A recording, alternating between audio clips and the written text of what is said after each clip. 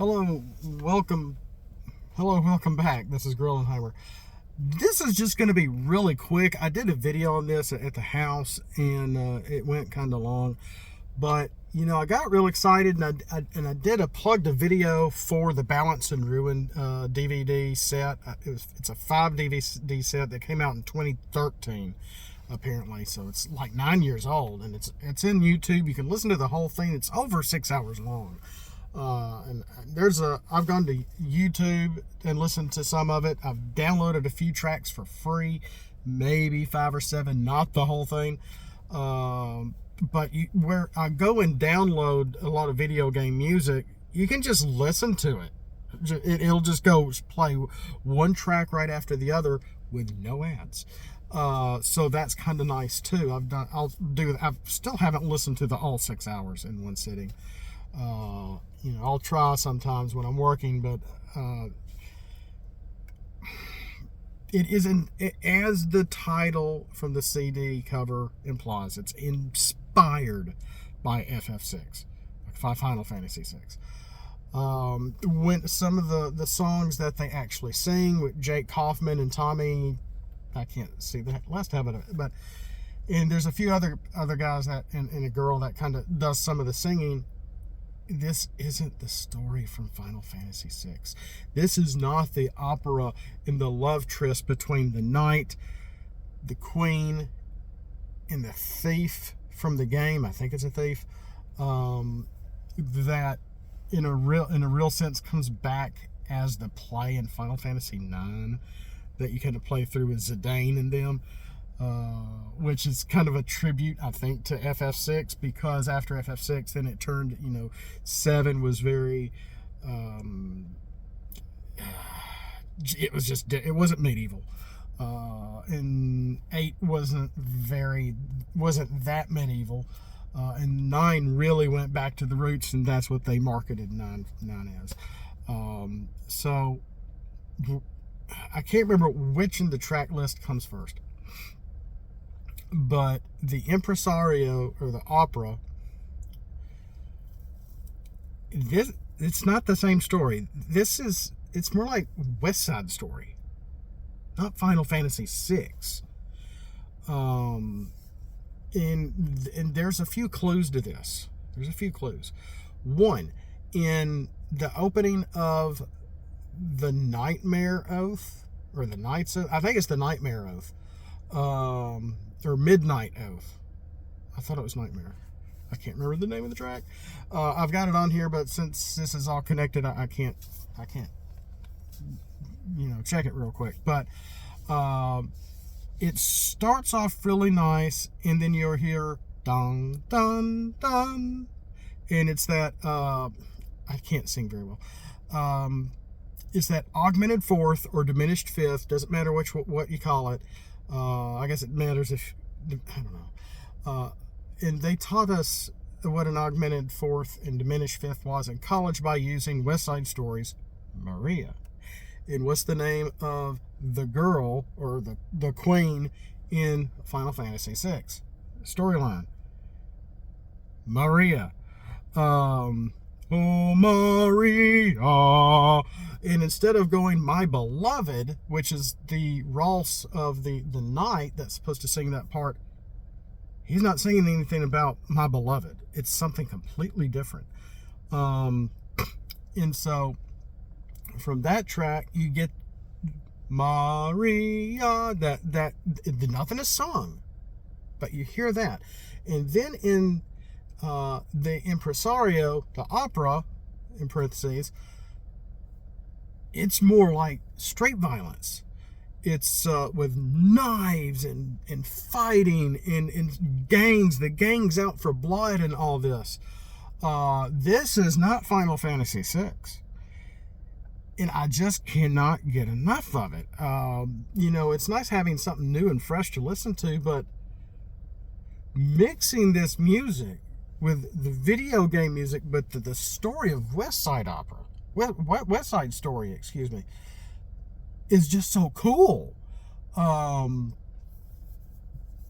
I could care less if the guys singing are not very manly, but they do a great job.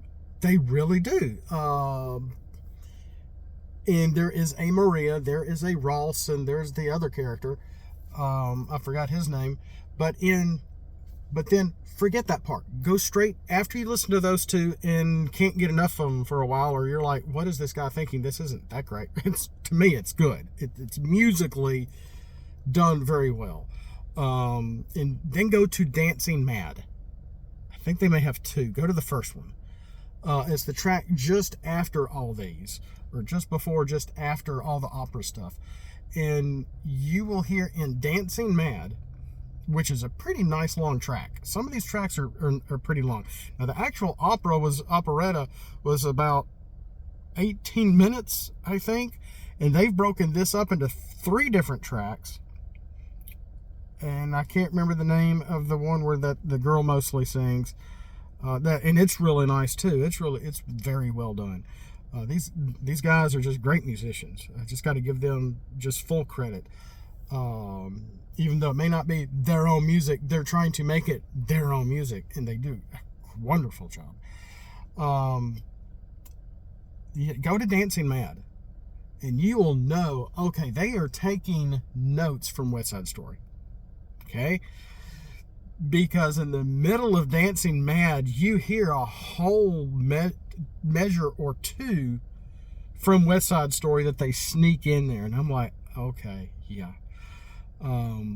So if you have not heard any of this album, I would at least hit these tracks and tell me what you think. I'm just, and they've done some other Tommy Pedrini, the opera sequence. Okay. Yeah, there's his name up there. Okay.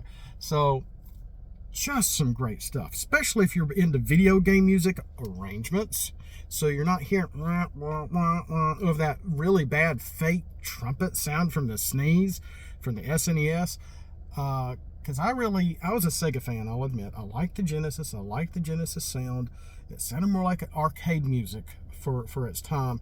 When I was in college and Street Fighter II came out to the SNES, there were some guys in dorm rooms that they had it, and they were all playing, and yet Street Fighter, it's fun.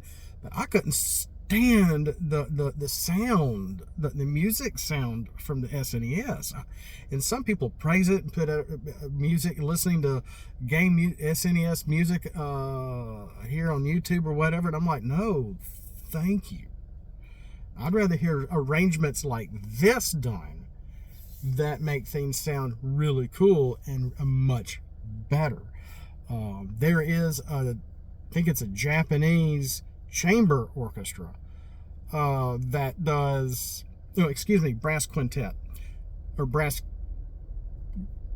quintet that played, that they made a CD for Dragon Quest, and the opening to Dragon Quest is so well done that I have a tuba friend of mine who lost his CD. He wants me to copy it for him again. And I had just tons of little stuff that highlighted tuba music, like Wink and a Smile by the guy from Independence Day, Harry Connick Jr. And I think that was from the soundtrack from Sleepless in Seattle is where that came from. Wink and a Smile. Harry Connick Jr. covering it. And then also I had the title tune from Dragon Quest by this Japanese brass quintet, which he just really the tuba work in that is really good. They're so professional. Sound in the right recording room.